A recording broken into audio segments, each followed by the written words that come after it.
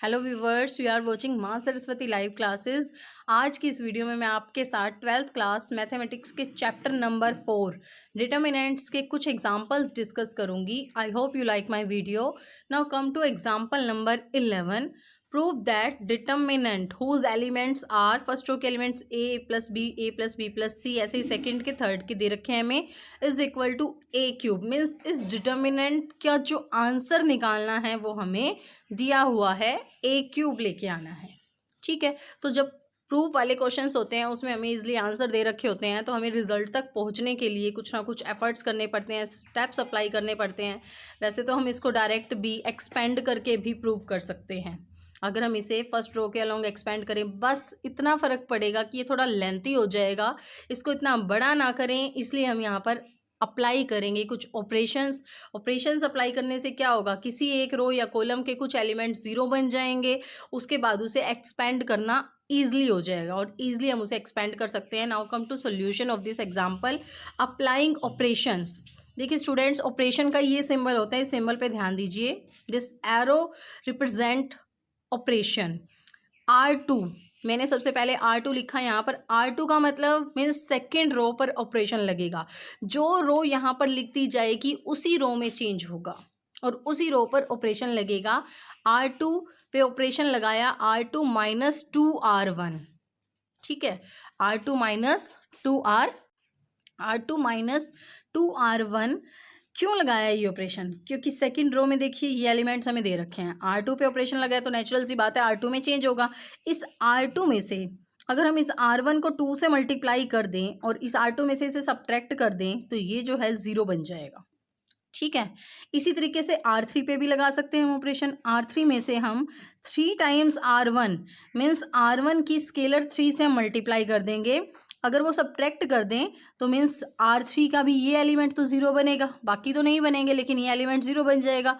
उसके बाद इसे एक्सपेंड करना बहुत ही आसान हो जाएगा। तो देखिए R2 पे ऑपरेशन लगा R2 माइनस 2R1, R3 पे ऑपरेशन लगा R3 माइनस 3R1। एक साथ 3 ऑपरेशन नहीं लगाएंगे, इस बात का आपको ध्यान रखना है। एक एक करके लगा सकते हैं या फिर 2 लगा सकते हैं। तो देखिए अब R1 में तो कोई चेंज नहीं होगा क्योंकि जिस पे हम ऑपरेशन लगाएंगे सिर्फ उसी में चेंज होगा। R1 में कोई चेंज नहीं होगा तो R1 के एलिमेंट्स एज इट इज़ लिख दिए। R2 और R3 में चेंज होगा क्योंकि R2 और R3 पे ऑपरेशन लगा है। R2 में से 2 से मल्टीप्लाई करेंगे, R1 को 2a आ जाएगा ये, और 2a में से 2a माइनस होगा 0। फिर इसमें से 2 से multiply 2a plus 2b means 3a minus 2a, a आ जाएगा, 2b माइनस 2b 0 हो जाएगा। ऐसे ही इसमें से भी 2 से मल्टीप्लाई कर दीजिए, 4a माइनस 2a आ जाएगा, 3b माइनस 2b b आ जाएगा, 2c माइनस 2c इज 0 हो जाएगा। ठीक है, इसी तरीके से R3 में चेंज हो जाएगा, 3a माइनस 3a 0 हो जाएगा। फिर इसमें से 3 से मल्टीप्लाई करना है क्योंकि R1 को 3a, 6 से माइनस 3a 3 आ जाएगा, 3b माइनस 3b 0 हो जाएगा। ऐसे ही इसमें से कर लेंगे तो ये वैल्यू आ जाएगी। अब देखिए यहाँ इस कॉलम के फर्स्ट कॉलम के 2 एलिमेंट 0 बन गए। अब चाहें तो आप इसे एक्सपेंड भी कर सकते हैं, नहीं करना चाहते तो ऑपरेशन भी अप्लाई कर सकते हैं। देखिए अनदर ऑपरेशन जो लगा हुआ है वो R3 पे लगा, R3 minus 3R2, R3 minus 3R2 करने से देखिए क्या होगा, ये वाला एलिमेंट जो एलिमेंट्स है ये वाला 3a ये वैनिश हो जाएगा, ये 0 बन जाएगा। ऑपरेशन सिर्फ क्वेश्चन को इजी फॉर्म में बनाने के लिए लगाए जाते हैं। इजी बनाने के बाद उसे हम एक्सपेंड कर देंगे और रिजल्ट प्रूव हो जाएगा। और जिस पे हम ऑपरेशन लगाते हैं उसी में चेंज करना है, इस बात का आपको ध्यान रखना है। ये एलिमेंट्री ऑपरेशंस हैं। एक बात और ध्यान रखिए स्टूडेंट्स, R1 पे अगर हम ऑपरेशन लगाते हैं सपोज, तो R1 प्लस R2 कर सकते हैं, लेकिन हम ऐसे नहीं कर सकते R1 प्लस 2, कोई भी एलिमेंट ऐड नहीं करेंगे। ठीक है, कोई भी एलिमेंट ऐड नहीं करेंगे। हम R1 और R2 को तो ऐड कर सकते हैं, लेकिन जैसे R1 में 2 ऐड कर दिया तो ये ऑपरेशन हो जाएगा गलत। ठीक है, अभी इस तरीके से इसमें लगा हुआ है जैसे ऑपरेशन स्केलर से मल्टीप्लाई कर सकते हैं हम, तो ऑपरेशन लगाना भी ध्यान से होता है। डिवीजन और मल्टीप्लिकेशन हम डायरेक्ट नहीं कर सकते कि R1 पे ऑपरेशन लगाया R1 इंटू R2, तो वो गलत हो जाएगा। ठीक है, तो ऑपरेशन लगाते हुए ध्यान से ऑपरेशन लगाएं। और फिर भी अगर आपको कोई दिक्कत हो रही है तो एलिमेंट्री ऑपरेशंस 3rd चैप्टर में टॉपिक दे रखा है, उसे एक बार स्टडी कर लेंगे, एक बार पढ़ लेंगे तो आपको पता चल जाएगा किस तरीके से ऑपरेशन अप्लाई करने हैं। देखिए अब R3 माइनस 3R2 ऑपरेशन लगा दिया, मीन्स R3 में चेंज होगा तो 0 minus 3A, 0 minus R3 minus R2 लगाया है तो 0 माइनस 3R2 मीन्स 3 से मल्टीप्लाई 0 की 0 ही होगी तो 0 माइनस 0 0 आ जाएगा। फिर 3A माइनस 3 से A की मल्टीप्लाई ये कैंसिल हो गया, 0 आ गया। फिर 7A प्लस 3B माइनस इसकी भी मल्टीप्लाई 3 से करेंगे 6A मीन्स A आ जाएगा, 3B माइनस 3B 0 हो जाएगा। तो ये सॉल्व करके आ जाएगा। अब हम इसको एक्सपेंड कर देंगे, एक्सपेंडिंग अलोंग C1। तो C1 के अलोंग क्यों किया, क्योंकि इसमें ज़्यादा से ज़्यादा 0 बनी हुई हैं। तो फर्स्ट रो A ले लिया मैंने, first element, first row first column को हम छोड़ देंगे, बाकी डिटर्मिनेंट को एक्सपेंड करेंगे। A का स्क्वायर माइनस 0 से इसकी मल्टीप्लाई 0 आएगी तो मीन्स A स्क्वायर और A की मल्टीप्लाई क्या हो जाएगी, A क्यूब। तो इस तरीके से यह एग्जाम्पल नंबर 11 हो जाएगा। Now come to example number 12। देखिए आ गया विदाउट एक्सपेंडिंग। अभी मैंने बताया था आपको विदाउट एक्सपेंडिंग मीन्स एक्सपेंड नहीं करना डिटर्मिनेंट को। Prove that this determinant is equal to 0। तो आपको ये डिटर्मिनेंट 0 के बराबर प्रूव करना है, तो इसमें ऑपरेशन ही अप्लाई करने पड़ेंगे और एक्सपेंड भी नहीं करना।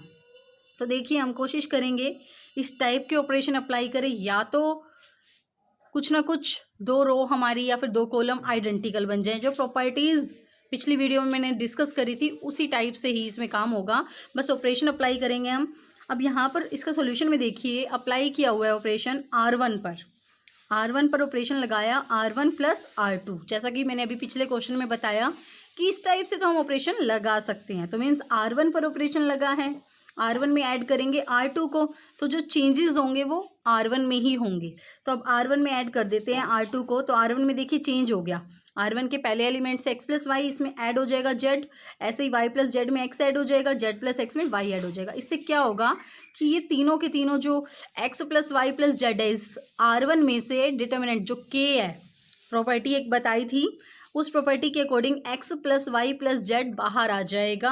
और उसके बाद क्या हो जाएगा स्टूडेंट्स, जो फर्स्ट रो है उसके एलिमेंट्स बन जाएंगे 1 1 and 1 which is equal to R3। तो उससे क्या हो जाएगा, since the elements of R1 and R3 are identical, proportional भी कह सकते हैं, आइडेंटिकल हो चुके हैं। आइडेंटिकल होने से क्या हो जाएगा, ये डिटर्मिनेंट वैनिश हो जाएगा, इसकी वैल्यू 0 के बराबर हो जाएगी। Now come to example number 13। Evaluate this determinant. Evaluate means find out. इस डिटर्मिनेंट की वैल्यू फाइंड आउट करनी है। अब यहाँ पर भी ये नहीं लिखा हुआ कि एक्सपेंड करना है नहीं करना, तो आप इसे डायरेक्ट एक्सपेंड करके भी सॉल्व कर सकते हैं, बस वो थोड़ा लेंथी हो जाएगा। नहीं तो एक काम करिए, क्यों ना किसी कॉलम या रो के एलिमेंट्स, कुछ एलिमेंट्स को हम 0 बना दें। तो इसलिए बहुत ही आसान है। देखिए R2 और R3 के एलिमेंट्स जो हैं, ये एलिमेंट्स मैं 0 बनाऊंगी। अगर मैं ऑपरेशन लगा दूँ R2 पे, R2 माइनस R1 करेंगे तो 1 माइनस 1 0 बनेगा। ऐसे ही R3 माइनस R1 करेंगे तो ये भी 0 बनेगा। तो अप्लाइंग ऑपरेशन R2, ये ऑपरेशन का सिंबल है। R2 पे ऑपरेशन लगा है R2 minus R1 and R3 पे ऑपरेशन लगाया R3 माइनस R1। तो उससे क्या हो जाएगा, R1 में तो कोई चेंज नहीं होगा, R2 और R3 में चेंज हो जाएगा, ये दोनों 0 बन जाएंगे। तो ये भी ध्यान रखना है, B माइनस A आएगा यहाँ पर, CA minus BC, C common हो जाएगा, A माइनस B बच जाएगा यहाँ पर। ठीक है, यहाँ से देखिए R2 माइनस R1 किया है तो CA माइनस BC। ठीक है, तो C कॉमन लेंगे तो A माइनस B बच जाएगा। और इसमें R3 माइनस R1 करा, 1 minus 1 0, C minus A B minus BC में कॉमन आ जाएगा B, बच जाएगा हमारे पास A माइनस C। ठीक है, तो अब उसके बाद यहाँ पर जो सेकेंड रो मुझे दिखाई दे रही है, इस सेकेंड रो में B माइनस A आ रहा है और यहाँ A माइनस B आ रहा है। तो हम A माइनस B या B माइनस A एक चीज़ तो कॉमन ले सकते हैं यहाँ से R2 में से, और R3 में से हम C माइनस A या A माइनस C कॉमन ले सकते हैं। तो taking factors B minus A and C minus A common from R2 and R3। तो अब ये कॉमन ले लिया, तो फर्स्ट रो के एलिमेंट्स तो एज इट इज़ लिख दिए। सेकंड रो में हमने B माइनस A कॉमन लिया तो ये 1 बच जाएगा, और यहाँ माइनस का C बच जाएगा क्योंकि हमने B माइनस A कॉमन लिया है। ऐसे ही थर्ड रो पे देखिए, यहाँ 1 आ जाएगा और यहाँ माइनस का B आ जाएगा। अब आप इसे फर्स्ट रो के अलोंग एक्सपेंड कर दीजिए बहुत ही आसानी से। देखिए 1 रखा, ये तो एज इट इज़ हमने कॉमन लिए थे, रख दिए। 1 के साथ क्या आएगा, फर्स्ट रो फर्स्ट कॉलम को छोड़ देंगे हम, minus B minus minus plus C, expand कर दिया फर्स्ट कॉलम के अलोंग। ठीक है, तो ये हमारे पास क्या बना, C माइनस B बन गया। तो A minus B B minus C और सी माइनस ए इसकी वैल्यू आ गई। वैसे इसकी वैल्यू है यहाँ तक भी ठीक है, कोई दिक्कत वाली बात नहीं है, ठीक है। तो यहाँ तक भी ठीक है क्योंकि यहाँ से माइनस कॉमन ले लिया, एक माइनस यहाँ से कॉमन ले लिया, तो ए माइनस बी और बी माइनस सी बन गया। ये इतनी वैल्यू भी इसकी बिल्कुल ओके है, इसमें कोई प्रॉब्लम नहीं है, ठीक है। Thank you.